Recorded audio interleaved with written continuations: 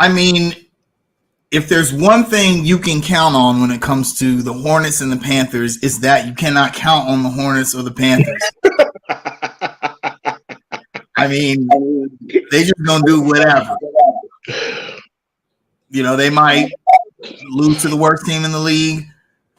They might beat the defending champs the very next night. They might send Tom Brady into retirement. They might miss 3 chances to win a game that they had no business winning, actually. I don't even know, man. I don't even know where to start with this week in Charlotte professional sports. Kaza, I'm going to one-up you because what I was going to say is the last week in Charlotte sports is it's Charlotte. And if you're not from Charlotte and if you don't follow Charlotte sports, you don't really know what that means. But the last week was the most Charlotte week ever, right? Ever. But to one up that, the last month has been the most Charlotte month ever. But this week is the epitome of what it is like to be a Charlotte sports fan. If you had to put a recipe in the bowl and present it to somebody and say, hey, this is the Charlotte recipe for being a sports fan, this is it. I don't even know I don't have words. Yeah, I don't even know. I debated about which team we should talk about first. I think we should talk about the Panthers first because that's fresh. Yep. And I think they are actually the least interesting of the 2 teams to talk about. So we're going to get them out of the way. Today was a very interesting day as the Carolina Panthers traveled down I-85 to take on the Atlanta Falcons and in the battle for first place in the NFC South, which is just, first of all, just dumb. We'll talk about why that's dumb and how dumb that is, but dumb, okay? And then in the dumbest game maybe ever between these 2 teams, and there have been a lot of dumb games between these 2 teams, but this one was this might be the dumbest ever. Really dumb. The Panthers come up short and lose 34-37 in just it was just a dumb. I can't find any other way to describe this game except for dumb. The game started off great as Dante Jackson got an interception on Marcus Mariota, and then the offense just showed that they were just still terrible. And then Atlanta showed that they are also a terrible team, and it was just really just 2 bad teams who it felt more like the battle for the number 1 pick than it did the battle for the number 1 spot in the NFC South. You know what it was. You know what it was a battle of. It was a battle of to see which team was going to beat themselves more. Yeah, guess who won that one? It was. I don't even know if it was that. Neither of these teams are very good. That is clear. That is clear to me. Neither of these teams are very good. They have certain things that they do well, but neither team is very good. Halftime rolls around though, and it was like goddamn, like. It looked like a college game all of a sudden. No defense. No defense. You got quarterbacks running triple options and you know what I'm saying? Yeah, I mean it was zone reads. It was reads. It was crazy. And then the game ended in the most Carolina Panthers. Well, first of all, regulation ends in the dumbest way. You know, it's pretty clear. Okay, Atlanta's going to win this one. They're going to take this one at home. And not even a Hail Mary. It wasn't even a Hail Mary. It was just like, DJ Moore, just go run. And PJ was like, if I get DJ down there somewhere. And he just chucks it 62 yards, and DJ Moore makes an incredible catch, which is crazy because a few plays before he had essentially dropped a gimme. Or the series before, he dropped a gimme on 4th and 17, and boy, did he make up for it. But then he takes his helmet off during the celebration, which you cannot do. You cannot take your helmet off on the field. 15-yard penalty, which Atlanta chooses to have enforced on the extra point, which makes it a 48-yard extra point, which is not a gimme for any kicker in the NFL. You feel but you still should have made the damn kick. Well, I'm not gonna fault him for that one. A 48-yard kick is hard for any kicker in the league. I know it's in a dome, or I mean, he should have made that kick, but that 48 yards is a tough kick to make in the NFL. Okay, but he misses the kick. We go into overtime. Atlanta gets the ball first. Mariota, and Jamal even said in our private chat, Mariota owes us one, and he does. Throws, first of all, great defensive play. We got a good hit on Mariota, calls him to lame duck the pass, and CJ Henderson makes like the best play he's ever made as a Carolina Panther. He finally makes a great play, right? Gets an interception, takes it all the way back into Falcons territory. All we have to do literally is run the ball 3 times and kick the field goal, and then we come back to Charlotte, first place in the NFC South. And what happens? We missed the easy field goal. Now, this is the one you can't miss. You can't miss a 33-yarder. I'll give you 48. That's a tough one. 33, that's literally an extra point. And you miss it the same way you missed the 48-yarder. How do you push a 33-yarder wide left? So then what happens? Atlanta gets the ball back. They come down, they do some bullshit ass plays, and Young Hoku, he not gonna miss. Oh, Young Hoku, Young Ho. He's not gonna miss a chip shot at home, and he hits a chip shot, and the Falcons win. And here's the thing. I'm mad about the way the Panthers lost, but I'm not mad they lost because I think a win would have been devastating. Don't do this today. Don't do this today. Think about it. Why would you want to be number one in the NFC South in a year where every team in the NFC South is terrible? Can you imagine getting the 22nd pick after you go 8 and 9? Don't be that guy today. Not today. Okay, let me ask you this. Would you rather have had the Falcons win today and be number one in the NFC South, or do you want the Falcons to get CJ Stroud? I don't want to get beat by the Falcons under any circumstance. And furthermore, I don't think the Falcons are bad enough to be in position to get CJ Stroud. Leave that for Detroit and Jacksonville and Denver. The Falcons are bad enough to lose to the Carolina Panthers.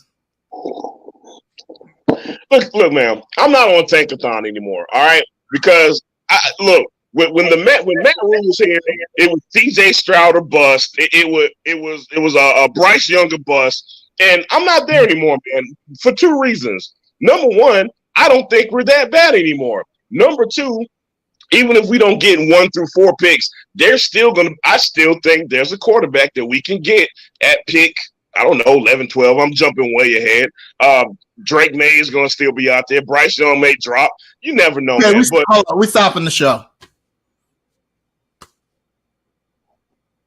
You know what? Hey, y'all have a great week. Y'all have a great weekend. We'll see y'all. Summer Construction signing off.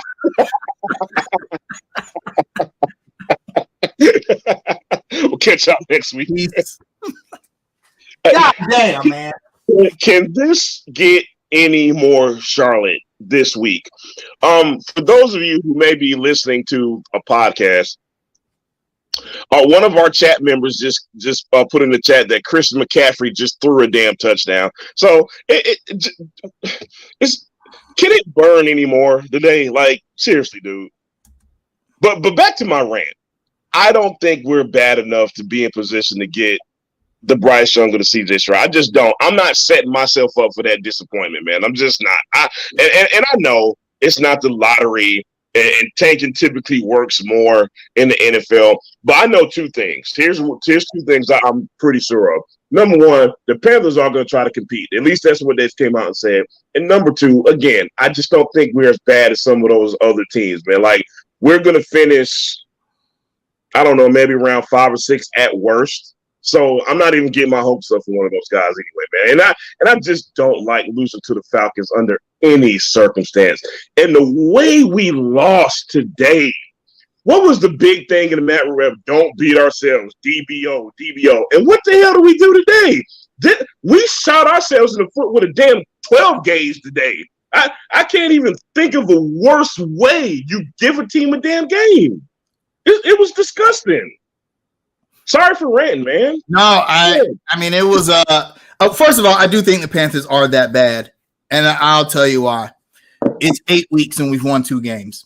Oh well, and you look at and you look at the schedule, and we said this earlier. The schedule don't get no easier from here on. It doesn't do us any favors. I'm with you. And if we can't beat the Falcons, we're gonna beat the Seahawks.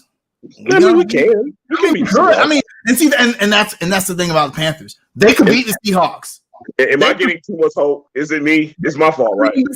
They could beat those teams, but there's not a game left on the schedule where you say, "Yep, that's a win." That's an easy dub. Yep, there's none of those. Right. And realistically, they could lose out. They won't. I don't think they will. They're going to steal a few games here or there. But the question is, will it be really like anywhere from 3 to 4 wins will get you the number 1 pick? Are the Panthers really going to win 3 more games this season? I mean, it's not certain. I'll agree with you there. It's not certain. If they play like they played today, then they won't win very many games. And most people are going to say, what do you mean? Look at the score. The Panthers scored 34 points. Yeah, because of what we said before we got on air. Bad teams find a way to lose Exactly. games. They found a whole bunch of ways to lose this game today. And the defense really didn't show up today. They had some big plays, and the offense could not capitalize. Really, though, to be fair, and you said this in our private chat, Panthers should have been up 14-0 in the second quarter. Absolutely. And we need to talk. Listen. And we need to talk about how inaccurate Mr. PJ Walker was in that first half. Because of me saying, hey, we should be up 14, we should have 14 points. He left points on the board. So that's one way we beat ourselves. That's just one way. Yeah. You know what I mean? Yeah, you got to score off. And now we scored 3 points off the interception. We essentially went up 3, but giving up that pick 6, which ended up being the story of the game. You give up that pick 6 right before the half. And I'm not Jamal bounced. I'm not gonna completely 100% blame PJ Walker for that because I feel like it was a bad play call. Like I think these screens where you're asking your quarterback to dump it over the defensive lineman's head is never. No, you good. I just don't like those kind of screen plays, and especially considering the Panthers have had a problem with passes getting batted down. I'm not going to completely put that on PJ, but you can't let the other team score with less than a minute left in the half on a pick 6. That might have been the difference of the game, and I hate to say this, but you got to give him credit, man. I forget the guy who made the play, man, but that was a great play. You just sometimes you take your hat off. You say, "Hey man, good play," and that was one of them. All right. I mean, I just don't know. You know what? I will say this. This is something that's been on my mind, man. And for the people in the chat, trust me, we're going to talk about the obvious stuff in a minute. There's nobody who wants to leave Eddie Pinheiro in Atlanta more than I do right now. We'll get to him in a second, but I got some smoke for Al Holcomb today. I got some smoke for him today. All right. Now, the last 3 or 4 weeks, I saw an improving run defense. Now, to give the Falcons credit, they come into the league. I think they're ranked like number 3 in rushing offense. So I'll give them credit for that. Okay. But I thought on a lot of those, when Mariota comes to the line, I think you'll notice like Mariota was making some changes at the line, right? And I think a couple of those, we were not ready for those. You know what I mean? The defense wasn't talking enough. The coaches were not talking enough to the defense. There was a play where Kyle Pitts was wide open. I mean, wide open. And you could see Mariota calling the audible at the line. And we were not ready for a couple of those, man. I think that's one of those small things that might have cost us as well, man. Yeah, the defense looked – like I said, they made some big plays, but it was like death by 1,000 cuts. Yeah. This is a crazy stat. The Panthers rushed for 169 yards on 36 attempts. The Falcons rushed for 167 yards on 37 attempts. Almost the same run pass balance both teams had.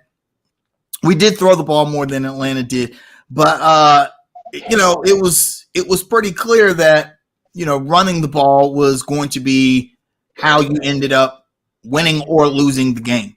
Right. And I just feel like the Panthers defense was always on their heels. The first time I'd really seen that, most of the season. Yeah, right. Looked fairly confident even when they were overmatched. But today I just felt like they just didn't know where to be. You cannot let Kyle Pitts be that open that many times. That's inexcusable. I don't get it. I don't understand how. Listen, not only do I have smoke for Al Holcomb, but I have smoke for Shaq Thompson too, man. Because if you're supposed to be the supposed leader of the defense, you're supposed to be out there telling people where to be. And on that particular play where Kyle Pitts was so wide open, I think that was Shaq Thompson's assignment. He was out of position. Yeah, he was out of position. You know what I mean? So he gets some smoke too, man.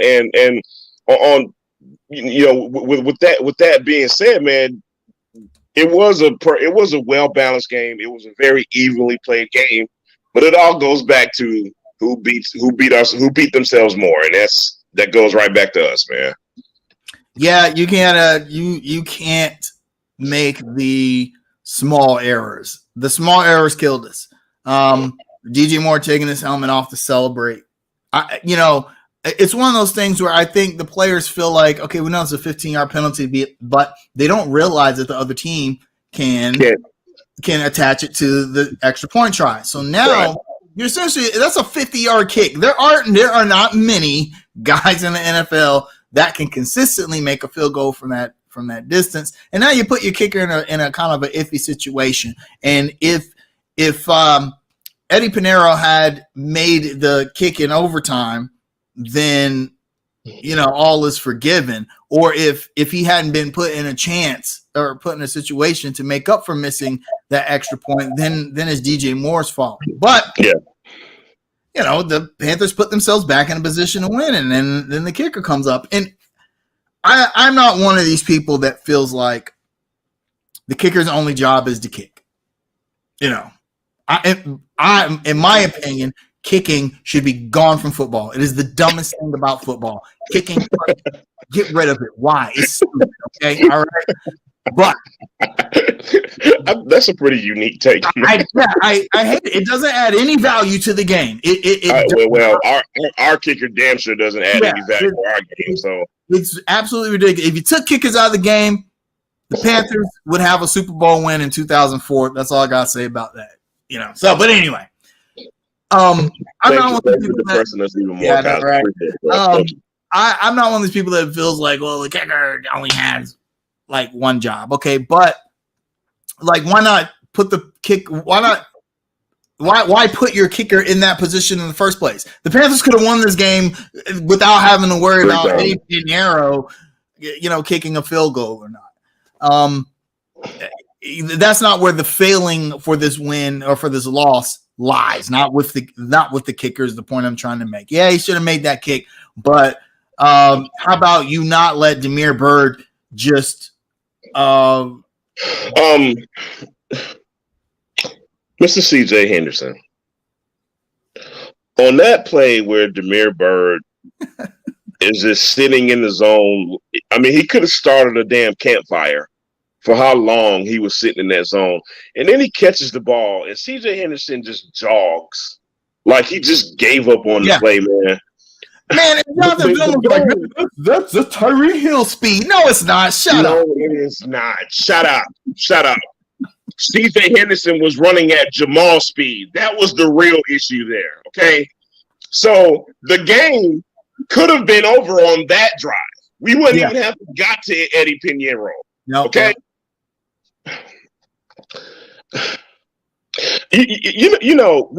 I'm as you can tell, I'm pretty fired up and pissed off today. But you know who should really be pissed off today? You know who should really be angry today?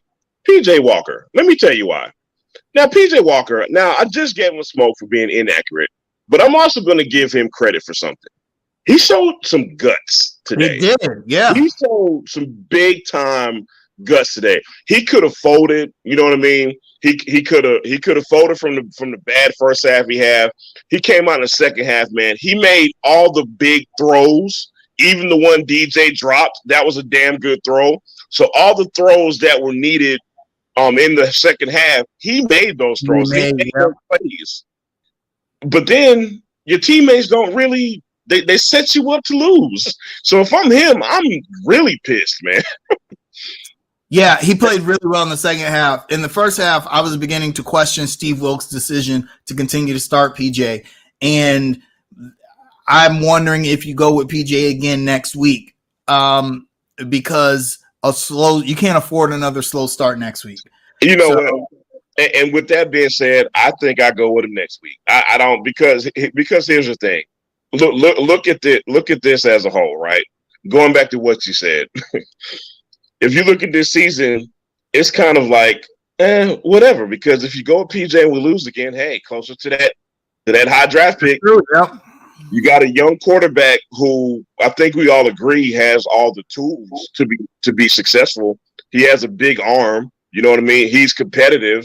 He can make the throws at times. So you have a young quarterback that you can at least develop and have on your roster. So it's what if PJ is like our Doug Flutie? Right. You know, or Jake Delhomme? You know, I mean, those are two guys that came out of nowhere and were good enough to make their teams better. Yeah, and, right. PJ might just be that guy. He's been there the whole time on our roster. And then what if we decide to put weapons around him? What if we use our high draft picks to continue to beef up the offensive line and maybe pick up a star DE or defensive end in the draft? I'm wondering if those might be better moves for building rather than just going all in on a quarterback in the draft when the answer could be right here in the roster. Well, Kaza, I think you're saying that, and you are forgetting who our owner is. Our owner is David Tepper, and why am I bringing this up? Because I think Tepper is still very much hell bent on finding who he deems as a franchise quarterback, and and if I had to guess, he probably doesn't think it's on his roster. This is the same guy who would trade the damn stadium for Deshaun Watson. Okay, this is the same guy who let second round draft picks go for Sam Darnold. So with that being said, I just don't see it that way. Now, if it's me, I at least keep PJ Walker on this roster if I can. If he doesn't go somewhere else to make money or get something else, you get what I'm saying? But next year's draft, man, I think I can see the Panthers still trying to swing for the fences to get that coveted quarterback that they think they're going to get. So, I mean, the elephant in the room, Lamar Jackson is a free agent this coming season. Now, the Ravens can franchise him, which will cost them about $50 million. I'll be honest, I don't think the Ravens franchise Lamar Jackson for $50 million. I don't see it. If he doesn't want to sign with them long term, then making him play one more season for $50 million ain't gonna get it done. You're just wasting $50 million. And listen, I don't want to go off on a tangent, but I will say this: that they can let me know if you disagree or not. Doesn't David Tepper and Lamar Jackson feel like a marriage made in heaven? David Tepper will cut 50 dudes from the team to sign Lamar Jackson. He'll do it. He'll do it. He'll do whatever it takes. If he feels like there's a possibility, which I'll be fair to David Tepper. We've never really had an owner like that in Charlotte sports. That is like, look, we're just gonna go all in, and if we don't get them, then oh well. And David Tepper runs the Panthers like you would in Madden, like some exactly. Yeah, I have like $1 left on the salary cap, but you know what? and then you're like in the free agent list trying to sign like these undrafted dudes for like $600K. Yeah, yeah. That's going to be the Panthers. That's Jake Tipper. Yeah.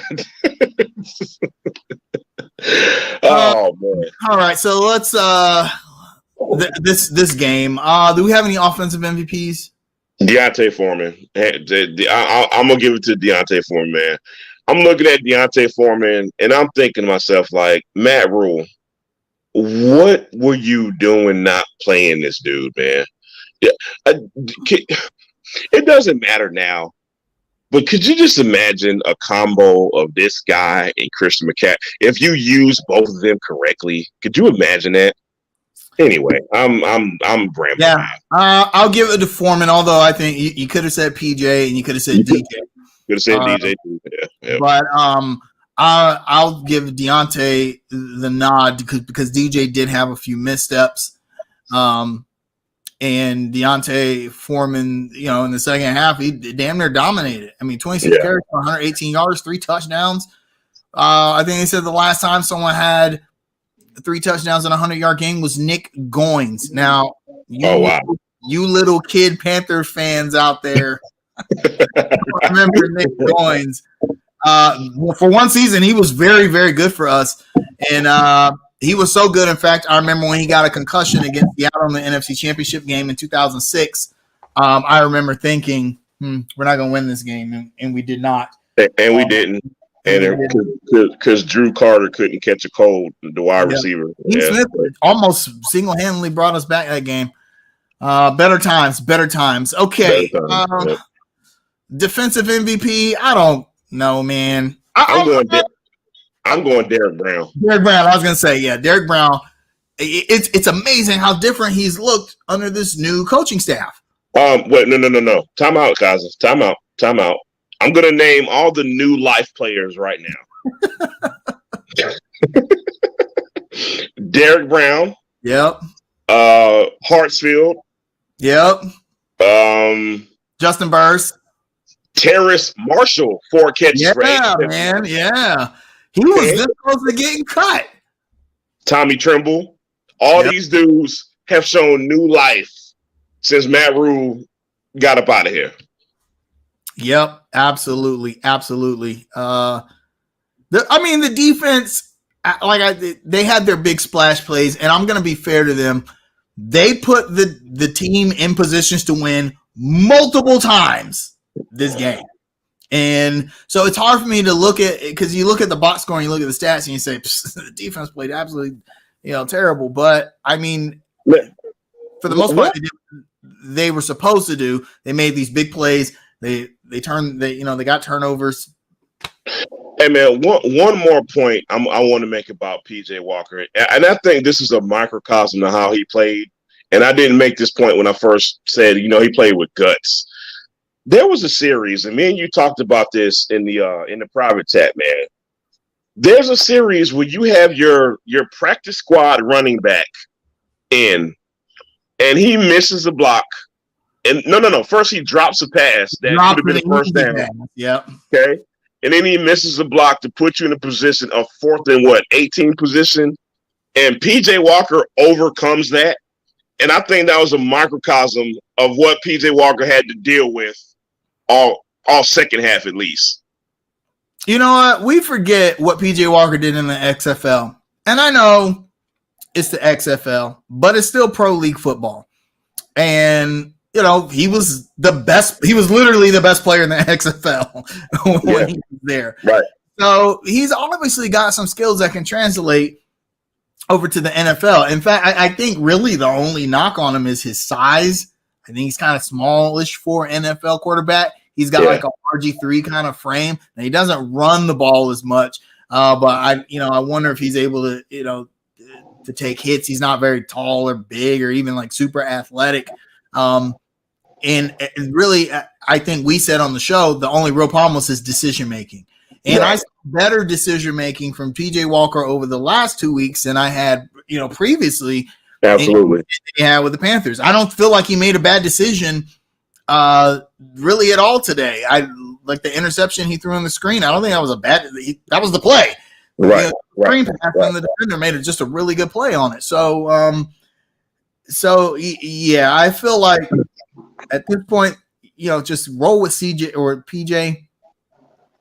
See what you got. Continue to lose. Get a good draft pick.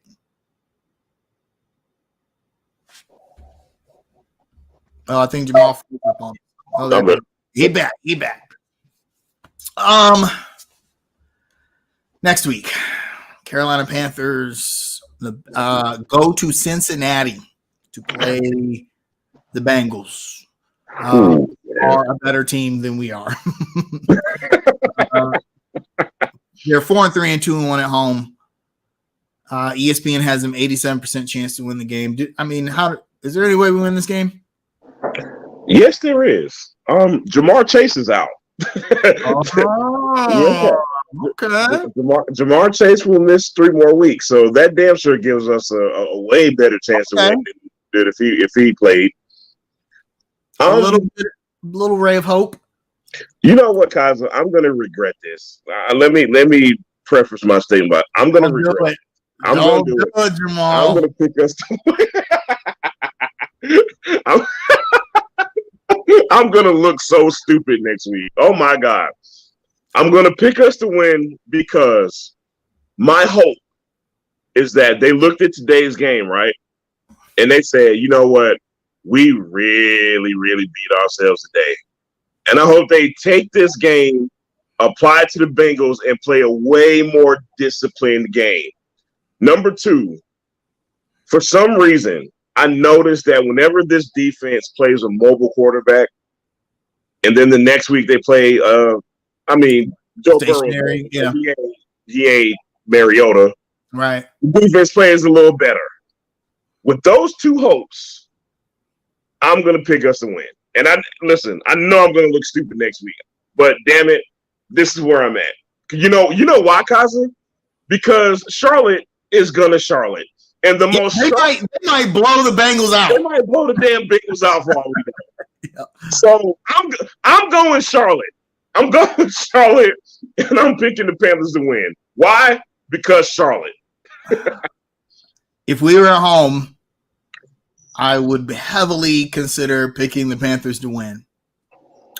Because I do think there's still something there with the defense. I think our defense can match up well against any offense in the league when we're healthy. When we're healthy. Yeah. Jason Horn's back. He actually played a pretty decent game. Luvu, Jeremy Chin is going to be a while since we see him back again, but I feel like defensively we're always in every game due to the defense. The question is always, is the offense going to show up? Right. And if you don't get a fast start against the Bengals, you're going to be in trouble. But if you can keep up with them, then you can make it a game. Having said that, we'll be playing on the road, and even today, if we'd been playing at home, we would have won that game. But on the road, you never know. You got to navigate the refs. You got to, you don't know what the weather's going to be like. I don't think this team is ready to go on the road and beat a better team. Well, that's more than fair. Yeah. All right, boy. You got a score? You got a score? I'm gonna say 28-17. I'm gonna go a little more high scoring. I'm going 32-28. Okay, all right. Yeah. Yeah, I do think if we win, it'll be that kind of game. But you never know, man. The defense might play lights out, and then it's like 14-3 or 14-10, and we win. Hey, man, all I'm gonna say is Charlotte's gonna Charlotte. That's all I'm saying, bro. Yep. Speaking of Charlotte, gonna Charlotte. So the other team had an interesting week in which we played the Atlanta Hawks and won, and then lost a heartbreaker to the Knicks in New York, 134-131. And then we're like, okay, that's fine. We're gonna play the Orlando Magic. We're just playing the Magic the next game. It's okay, right? Get dusted, blown out in the worst game. A game that was so bad it dropped the Hornets' offensive rating from 4th in the league to 15th in the league. Wow. Yeah, and then And then our prize for coming home at the end of a road trip is to play the Golden State Warriors. And we win. Like I'm sorry, what? Yeah, we win in overtime, 120 to 113. That leaves the Hornets at 3-3 in this season with a game tomorrow on Halloween against the Sacramento Kings, which is it's a dumb game because we should win that game and we might not win it. Like I don't know how to call that one. So here's the thing. I'm actually not gonna get on the Hornets about losing to the Orlando Magic. I'll tell you why. First of all, to start the season on a road trip is dumb. I wish the NBA would stop doing that. It's ridiculous. There has to be a way for the schedulers to make things more even. You do not have to start certain teams on road trips. The Hornets, of their first 6 games, they played 4 of them on the road. Okay, and the only 2 games the home games they played were against better teams in the Pelicans and the Warriors. I hate that. So they play the Hawks and really blow the Hawks out, which was kind of surprising. But they played a really good game against Atlanta. But then they go to New York and they play a really good New York team. And they are competitive in a game. Really, they had no reason to be competitive in. Remember, we're still missing our 2 best players at this point. And actually, we weren't missing Terry Rozier at that point. He got injured during the Knicks game. And or did he get injured in the Pelicans game? Pelicans. That's right. Got injured in the Pelicans game. That's right. Yep. We were missing him and LaMelo Ball, right? And the Hornets play their hearts out and lose a heartbreaker in overtime to the New York Knicks in New York. And you could just tell they were exhausted, just absolutely exhausted. They gave everything in that game. Also, then now you got to do another road game. Okay, yeah, it's the Orlando Magic, but the Orlando Magic they have a physical advantage. They are the biggest in terms of height team in the league. Now, unfortunately, that means they're slow and they can't shoot, but it really didn't matter. The Hornets were so tired that game. Lethargic.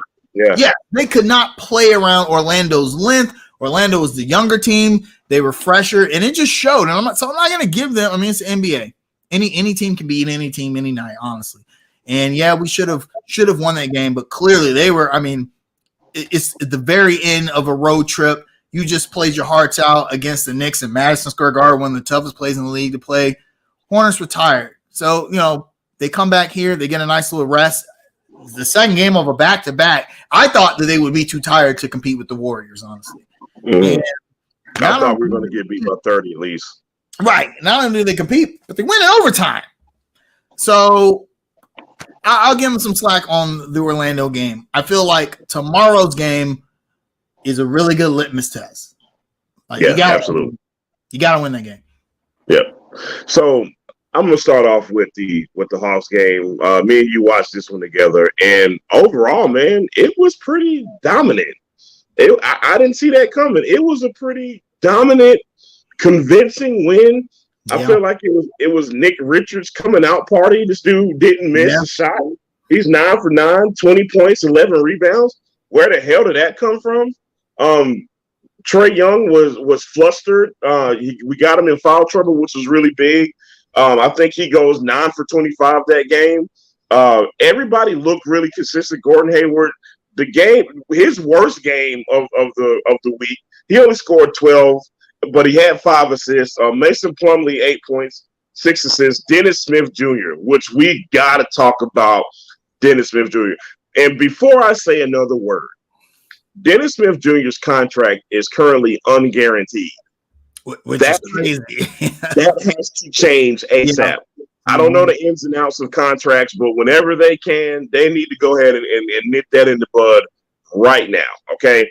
So back to the Hawks game, and I'm gonna wrap it up real quickly, man. We scored 45 points in the third quarter. Oh my God, man. Contained John Collins. PJ Washington 12 points. So it's a win that I did not see as a convincing win. We kept Trae Young out the paint. Deontay Murray can't shoot, and I don't think that's a good fit, but that's another story for another time. We took care of business, man. And then the next game against the New York Knicks, competitive game, but I just think we ran out of gas, quite honestly, man. You know what I mean? Yeah. I want to know what you think about this, because there were some Hornets fans, and you know how this goes. You already know how this goes, Kaza. Hornets fans are giving Gordon Hayward smoke because they feel like, oh, man, he's the closer, and he didn't close the game against the Knicks. Here's my rebuttal to that. If you keep on getting hung up on how much money that man is getting paid, you're going to disappoint yourself every single time. So if you keep holding on to the fact that he makes $30 million and you want him to be Kobe in the fourth quarter, it ain't going to happen.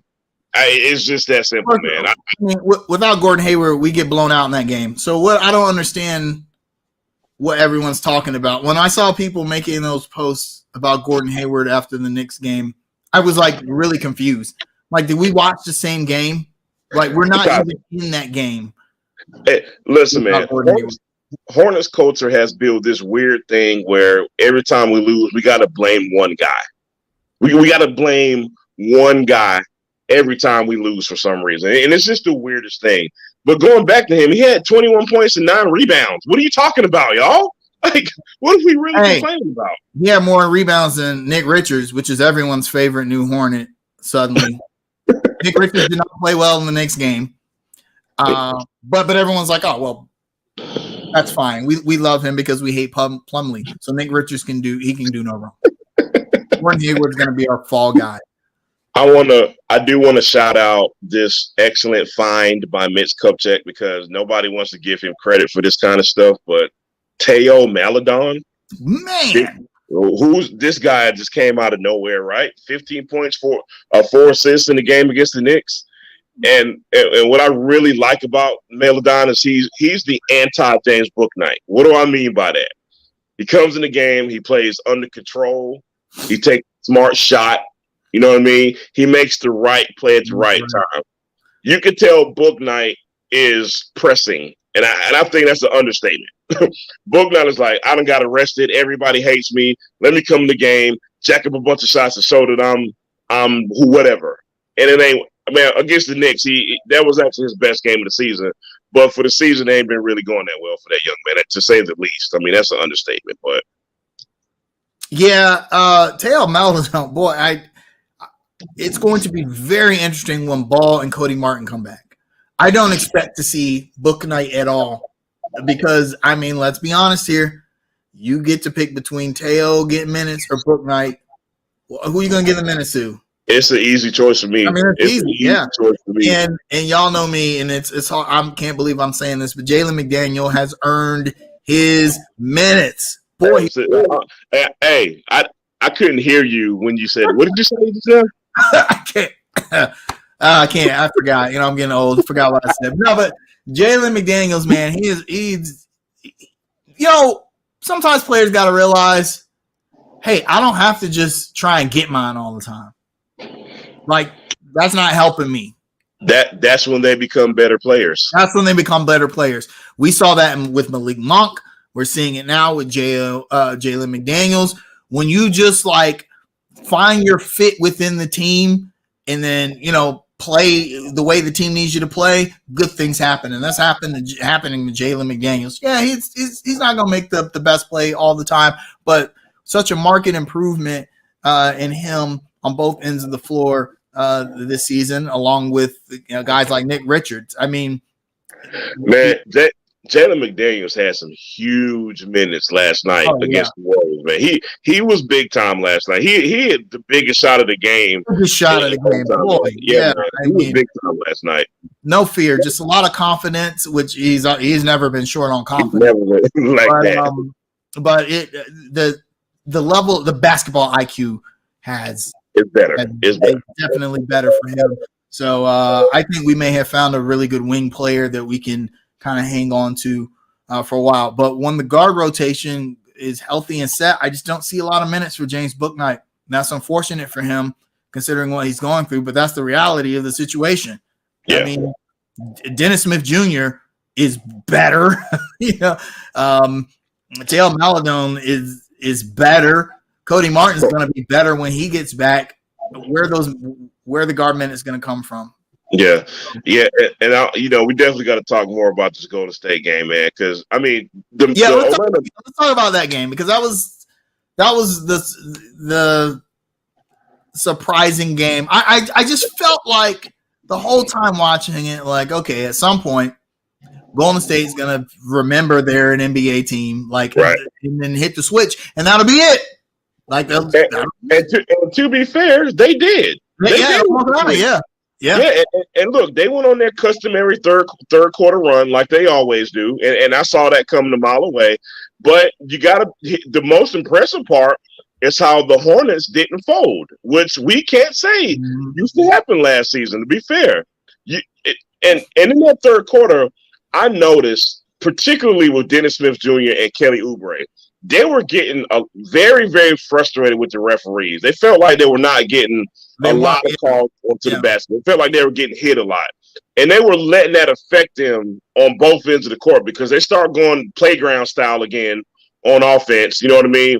And they started getting a little undisciplined on the defensive end, man, and it's starting affecting them. But Clifford calls a timeout, settles them down, and they get back to, winning ways, basically. That timeout that you're talking about is very important, because he drew up a play and the Hornets scored on it, which they had not scored in like 4 minutes prior to that. Right. I mean, I got to say, it's good coaching. I did feel like Steve Kerr almost got Clifford with the hack of Plumlee. Yeah. Yep. Because, to be fair, I wasn't expecting, I'm sure Steve Clifford was not expecting such a desperate strategy.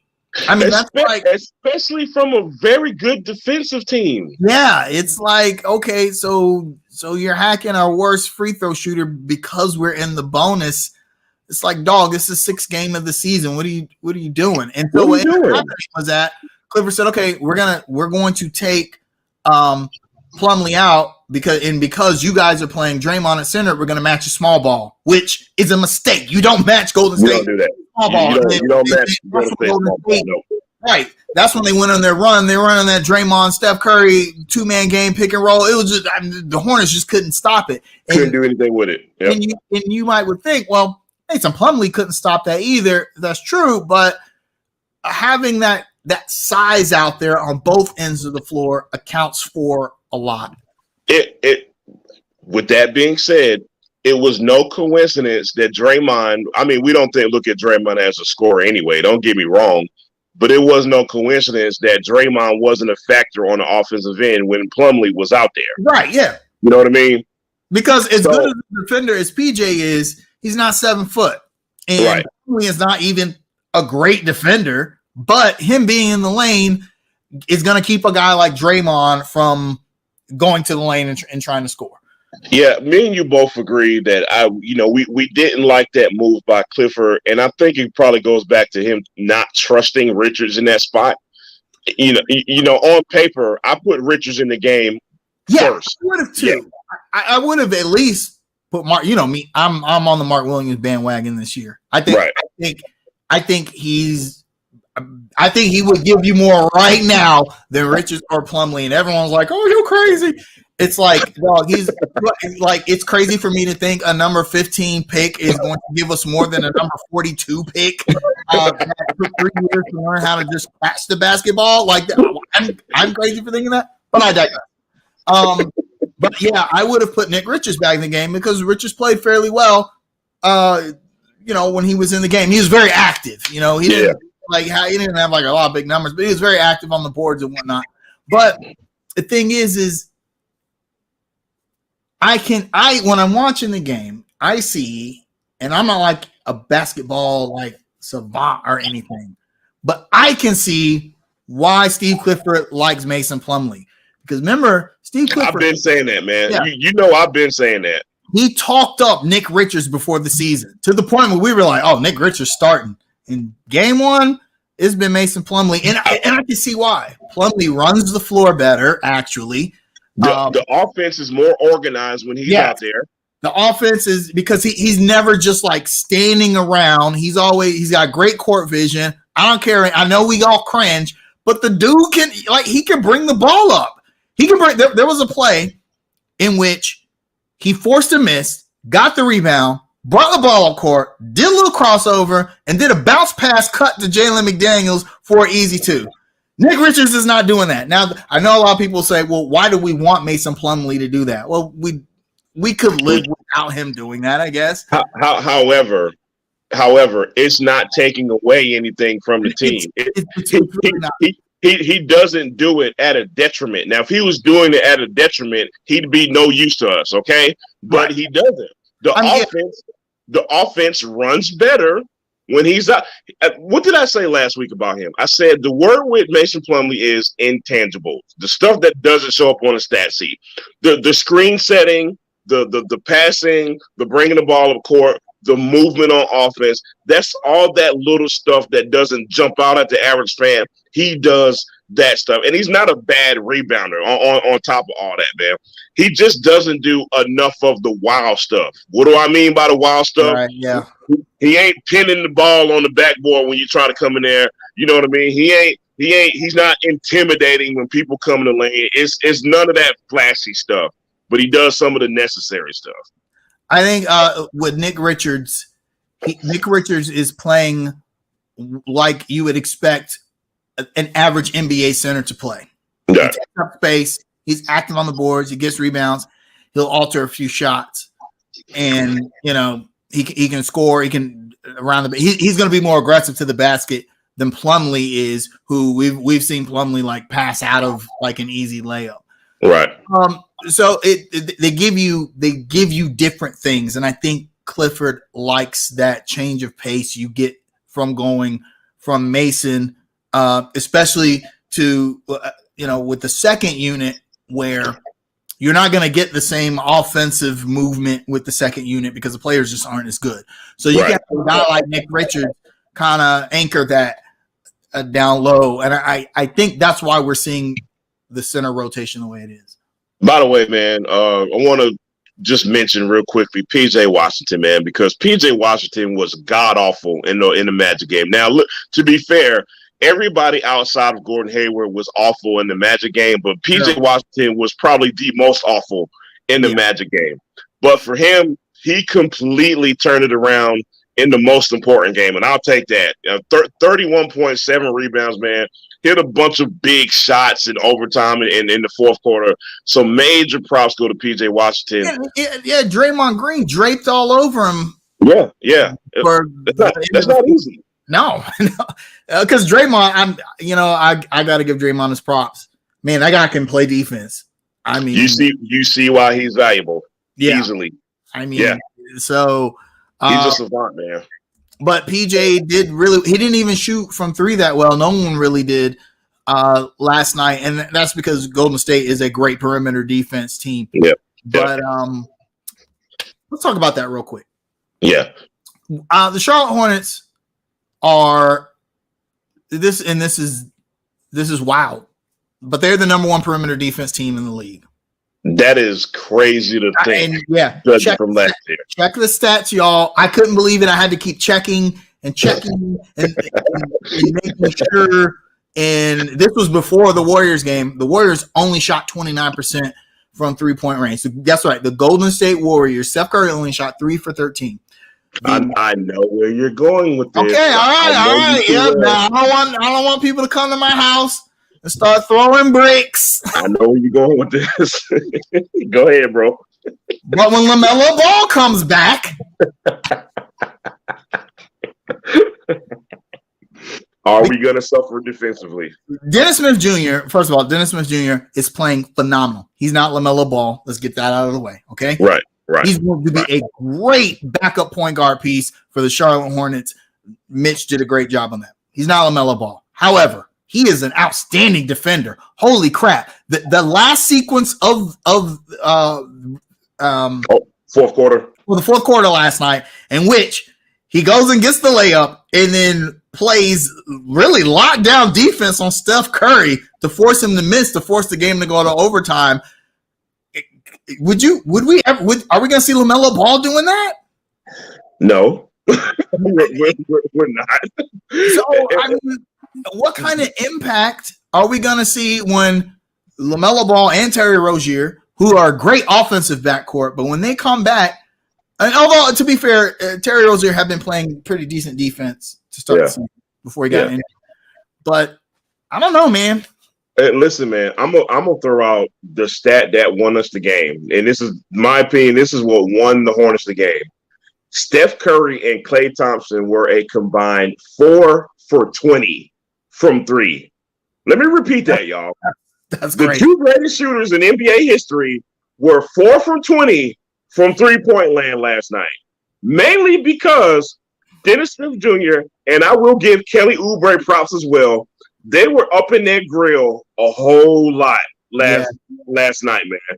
And to your point, when LaMelo comes back, are we going to see the same thing? And to be fair, we've never thought as LaMelo Ball as a great on-ball defender. Like he can get in past the lanes, he can disrupt an offense, but he's not going to get it up in somebody's mug. We don't think of LaMelo like that. Here's great points by James and Swagner about how Borrego used to put Cody Martin. He used to sub out LaMelo Ball for Cody Martin at the end of games. Great point. And LaMelo stands used to lose their ever-loving minds. Yeah. I mean, here's the thing. We haven't seen LaMelo play this season. And preseason is maybe not a good indicator. It's worthless. I'm trying to.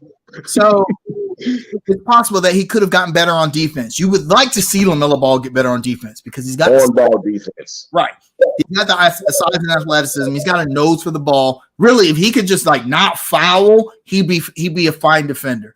But that was really the only problem with LaMelo Ball was that, I mean, he was going to like foul out almost every game.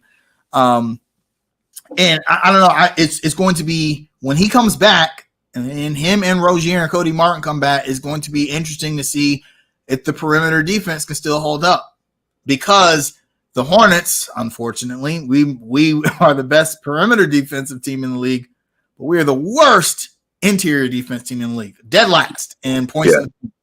So we can't really if we're no longer the best perimeter defensive team in the league, and we're going to be worse on the interior side. That's a lot of losses. Yeah, no doubt. But here's where I offer hope. I think Steve Clifford is more than qualified to figure it out. This is the same guy. Steve Clifford is the same guy who had a pretty decent defense with Al Jefferson as your center. Al Jefferson is probably the worst post defender I've ever seen in my life. And Steve Clifford found a way to scheme around that. So I think he's more than qualified to find some type of scheme or some type of game plan to slow perimeter defenders down once LaMelo gets back. So I offer hope in that aspect. Yeah, I agree. I think Steve Clifford is going to try and come up with something, but I will say the defensive effort is certainly there. It's better. That is something that we didn't see. We didn't see that when JB was coach. Not because JB was telling them, "Hey, y'all need to play better defense," and they were just kind of like, I'm just going to jack up threes. Forget what you said. Hey man, I'm gonna say this again. In our Hornets group chat, I have been trying to mention this a little more, and I don't think anybody's paying me attention. Let me say this again on camera. Hornets fans, I want y'all to start paying attention to how Gordon Hayward is playing defense this year. Steve Clifford himself last night pointed out how he Dennis Smith Jr. is the obvious, okay? But he specifically mentioned Gordon Hayward defensively. I know we're not used to mentioning defense and Gordon Hayward together, but I tried to tell y'all, watch how this dude is playing defense this year, man. It's like night and day. Trust me. Hey, who was guarding? By the way, Andrew Wiggins, only 10 points on. We didn't listen yet. Who guarded Andrew Wiggins last night? Hello, Mr. Hayward. Yes, sir. I'm just saying. Gordon Hayward is the grown-up on the team. And here's what's sad. I made a joke in the Hornets game chat. Look at Hayward having a great season just to win a chip with LeBron next year, because that's what doesn't happen. Gordon Hayward is probably not be a Hornet next season because it'll be the last year in his contract, and teams are going to want him because they can just dump off his expiring contract after he's gone, and he'll probably go to a team like LA, Clippers or Lakers or somebody like that, and they're going to. But who wants to go to the Lakers right now? Hey, is that a good idea? No, but you know what? Somebody in the Hornets chat was, when the Russell Westbrook talk thing, right, like it always does, was like, well, nobody on the Hornets is as good as Russell Westbrook. The Lakers would trade Russell Westbrook for Gordon Hayward straight up right now. I promise they would. I promise they would. I promise you. If we straight up 1-to-1, they would make that deal in a heartbeat. It would. Jeannie Buss herself would leave the Prada store and go to the office to see that deal done. Gordon Hayward, Terry Rozier, either of them guys, straight up for Russell Westbrook. Easy. In a heartbeat. All right. Well, the Hornets' next game, like I said, is against Sacramento. Between the next time you see us, they will have played Sacramento. They got a hard week, man. Sacramento, Chicago, Memphis, and Brooklyn. Yep. Woo! Yep. Oh boy. Yep. LaMelo, come back. Here's the thing: the Hornets have no reason to even be competitive as they've been the first 6 games of the season without LaMelo Ball, without Cody Martin, and with Terry Rozier mostly out. Yep. I think that they'll surprise some people this week. I do. I have that feeling as well. I go 2-1. I think. Well, there's 4 games. Okay. There'll be 4 games between now and Sunday. Oh, my bad. No, I think we beat Sacramento. I think we're gonna beat the Brooklyn Nets. I'm gonna tell you what I got. We're gonna lose to the Kings, beat Chicago, lose a tight one to Memphis, and beat Brooklyn. That's my prediction for next week. Well, the Sacramento game is at home. I don't think we drop a home game to Sacramento. I think we'll win that one. Chicago and Memphis are on the road. The Chicago game is tough. Chicago's not quite as good as they were last season. Yeah. At least not at the beginning of the season. And we got them towards the end of last season too as well. I don't know if that's going to be on their minds, come Wednesday, but we'll see. But Brooklyn's vulnerable. I know that. That's an understatement. Yeah. Now was the time to play them and beat them because they might right the ship later down the season. Right. Absolutely. But we play them in Charlotte, and Ben Simmons still don't know how to shoot or play basketball or anything. Or anything. Yeah. This dude airballed the layup. I don't know if I've been watching basketball. I'm 43 years old. I've been watching basketball for 40 years. Okay. The very first game I watched was Larry Bird. Someone was like, "Hey man, you never seen Larry Bird play?" But I've never seen an airball layup. Never. And I've seen Michael Carter Williams play basketball. And I've never seen an airball layup. My man got rappers calling them out, man. Man, tough life, man. Nori was real serious about Ben Simmons. Man, I just feel like you got, of course, Kevin Durant, Kyrie Irving is gonna be tough to stop those guys. But I think the Hornets can do it. All right. This has been a tough week. I need a drink. Actually, I can't drink right now. I'm like completely rebuilding my studio. That's why we're not in the same place today. So I got to keep doing that. Shout outs. Shout out to Hornets fans. Hornets fans, if you are going to the game tomorrow, just know that a very illustrious holiday is tomorrow. No, it's not Halloween. No, it's Bobcats Halloween. Yes. So if you have your Bobcats gear, wear your Bobcats gear to the game, man. Take a picture, send it to us. We'll put it on the page. Just be goofy, have fun, wear your Bobcat stuff. I plan on doing the same, man. So there's that, man. Just want to shout out the Hornets fans. Shout out to the Hornets sports fan for just enduring the most Charlotte week ever. Oh, shout out to Charlotte football, who also had a very Charlotte week because they fired Will Healy last Sunday, and then they won 53-23 yesterday. So even the Charlotte college football team is having a Charlotte week. So shout out to the UNC Charlotte 49ers for winning the game against Rice yesterday, man. That's it. Yeah. I actually have a shout out. Stop defending Kanye West. Whoever you are out there, whoever you are, just stop it, man. Happy birthday, Swag, by the way. I wanted to get that in. Oh, yeah. Happy birthday, Swag. Swag is not a Kanye West defender. Kanye West actually, he made an apology today, and which is very weird because now everyone's silent. No, Kaza, no. An apology. Right. Yes. Yeah. And it's funny how everyone was like, thought Kanye was like bucking the system, but now Kanye is like, oh, I realized I said some things I shouldn't have said, and I'm out $2 billion and nobody wants to work with me, so I apologize.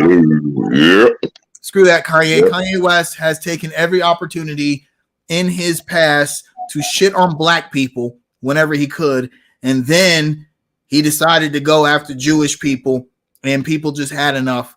Cut it out, Kanye West. I don't want to hear anything about mental illness, about his mother dying or anything like that. A lot of people go through those things and they don't become the kind of douchebags that Kanye West ends up being just because he has money. And now he's losing money and suddenly he's apologizing. Yes, I agree. Kanye West is a clown. And I say this as someone, I was a huge Kanye West fan of his music. I think Kanye West, man, his first 4 albums were absolutely classics. Incredible talent, but that doesn't give you the right to just be a douchebag in general. But it's odd to me to see everyone latch on to him simply because he's so subversive. I hate that. I want to say one thing and one thing only about Kanye West. I had a conversation last night to a friend, and I said it is time to stop over analyzing Kanye West. Sometimes people are just who they are. Kanye West is who he is. It ain't nothing to try to decode and try to say, oh, what's he really up to? No, he is what he is. He's all over the damn place. And it's as simple as that, period. Yeah. And, I hate that, and I think most sports fans do too. I hate the shut up and dribble mantra. But Kyrie Irving.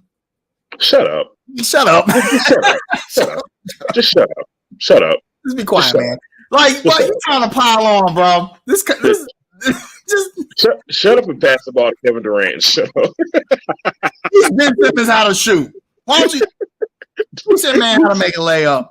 Do something useful, man. Shut up. Don't do it before you play the Hornets, though. Oh man. Yeah. This is why under construction can't get credentials. Never, we'll never get creds. I'm good with that. Because I tell you this much, they wouldn't have won after this week. They wouldn't have wanted us to have creds. Oh hell! Been in no damn press conference. we only deal in truth, and that's why we deal with y'all, man. Yeah, they would have carried us out. Hopefully, hey, you guys have a great and safe Halloween. It's supposed to rain all day tomorrow. I'm gonna take my daughter trick or treating still because her costume was like $100. So we taking that joint out. Oh, we going somewhere, right? Yeah, we going somewhere. So y'all be safe. If y'all go to the Hornets game, enjoy yourself. Be safe, and see y'all next week. Shout out to Eddie Pinheiro. UPS is hiring. Might want to get on that, buddy. Peace, y'all.